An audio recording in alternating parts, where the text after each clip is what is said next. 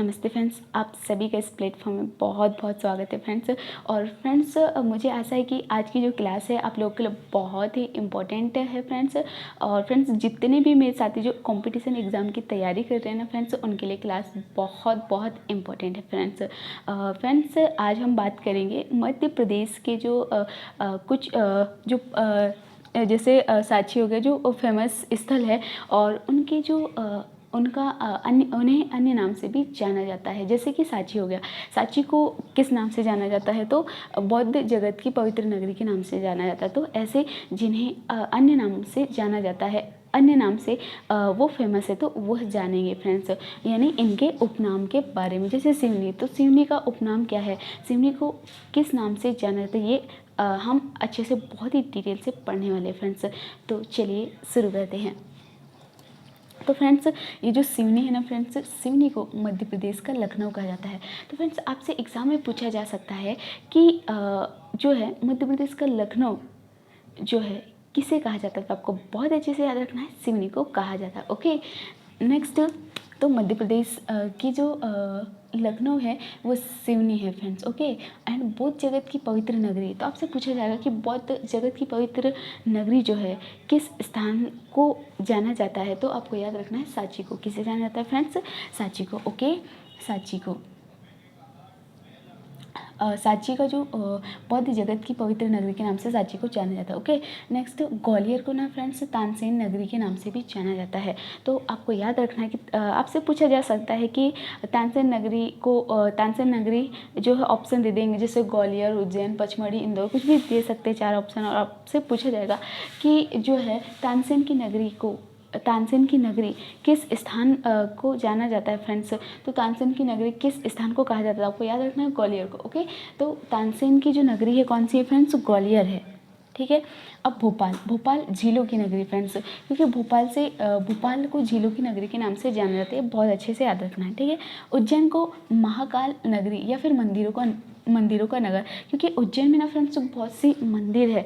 आप जानते होंगे कि बहुत सारे मंदिर से, इसलिए जो है उज्जैन को मंदिरों का नगर भी कहा जाता है एंड महाकाल की नगरी भी कहा जाता है फ्रेंड्स। अब देखते हैं पचमढ़ी। तो पचमढ़ी जो है फ्रेंड्स पर्यटनों का स्वर्ग कहा जाता है, क्योंकि पचमढ़ी में जो है ना फ्रेंड्स, अपने मध्य प्रदेश की बात करें तो फ्रेंड्स यहाँ पे जो है बारिश ज़्यादा होती है फ्रेंड्स पचमढ़ी में।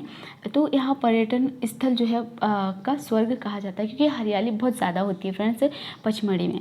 इंदौर एमपी का मुंबई, तो आपसे पूछा जा सकता है कि मध्य प्रदेश का मुंबई किसे कहा जाता है? तो आपको याद रखना है किसे कहा जाता है, इंदौर को कहा जाता है। लेकिन लखनऊ, मध्य प्रदेश का लखनऊ किसे कहा जाता है? तो आपको याद रखना है सिवनी। एंड मध्य प्रदेश का मुंबई तो इंदौर को।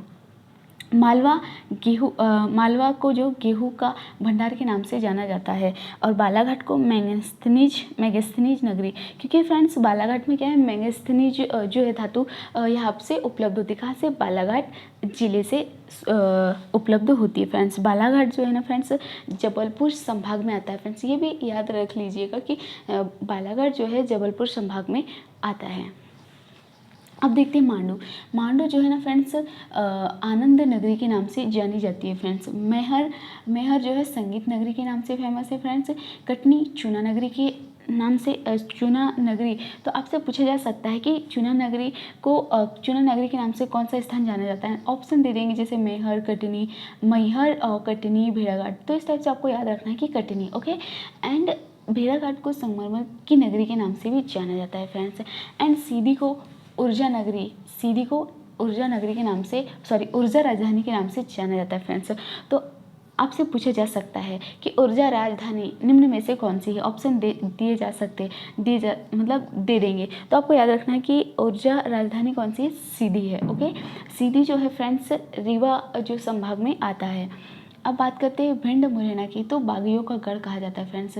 ये जो भिंड मुरैना वाला क्षेत्र है ना फ्रेंड्स, जो चंबल संभाग है उसमें जो आते हैं ना फ्रेंड्स भिंड और मुरैना, तो बागियों का गढ़ कहा जाता है, क्योंकि फ्रेंड्स वहाँ चंबल नदी बहती है फ्रेंड्स। तो चंबल नदी जो है बहुत बोलना चाहिए तो हाँ, गहरा करके, ज़मीन को गहरा करके, मतलब बड़ी नदी है ना फ्रेंड्स, तो गहरा कर देती, गड्ढे गड्ढे कर देती फ्रेंड्स। तो वहाँ पे क्या होता है फ्रेंड्स, चोरी ज़्यादा होती है इधर एरिया में, जो भिंड मुरैना वाले हैं फ्रेंड्स।